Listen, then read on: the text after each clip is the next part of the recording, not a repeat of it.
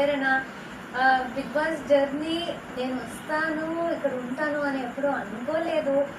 తెలుగు ఇండస్ట్రీకి వచ్చే చాలా జస్ట్ 1.5 years అయింది.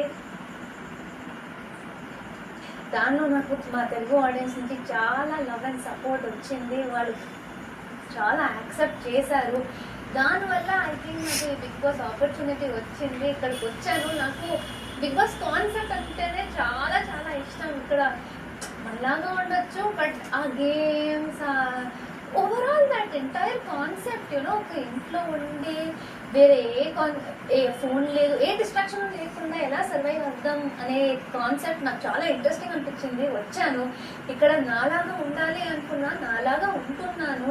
డెఫినెట్లీ చాలా కొన్ని ప్లేసెస్లో తప్పు చేశాను. ప్రతి ఒక్కరు పర్ఫెక్ట్ ఉండరు. నేను చేశాను, అవి నాకు చెప్పడం జరిగింది. నేను దాని నుంచి నేర్చుకున్నా అనుకుంటున్నాను.